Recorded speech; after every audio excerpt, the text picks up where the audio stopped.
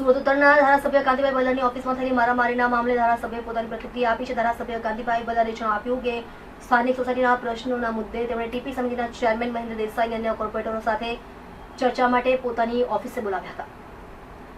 ચર્ચા બાદ સોસાયટીમાં જ જવાબ આપવા બાબતે અંદરોઅંદર ચર્ચાઓ ચાલતી હતી. આ દરમિયાન બાબત ઉગ્ર સ્વરૂપ લઈ લેતા બંને વચ્ચે મારામારી થઈ હતી. ઘટનાને લઈને ધારાસભ્યએ પોતાના પક્ષના કાર્યકરોને અપીલ કરતા કહ્યું કે હું મારી પાર્ટીના લોકોને વિનંતી કરું છું કે નાની નાની બાબતોમાં આવું થવું ન જોઈએ.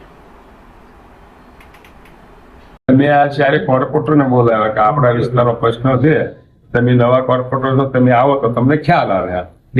એ લોકો આની ચર્ચા કરી અને એ લોકો પછી મેં કીધું ઝોનમાં ફોન કર્યો કે 5 વાગે તમે આ બધાને મોકલજો.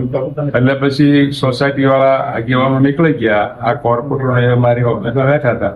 એમાં ચર્ચા નીકળી કે તમે વિસ્તારમાં જાઓ છો, મને નથી બોલાવતા, ઓલા કે તમે ક્યાં જાઓ તો મને ક્યાં બોલાવો. એમાં ઉગ્ર વાતચીત થઈને એકા બધા ઝપાઝપી થઈ. આ વસ્તુ છે.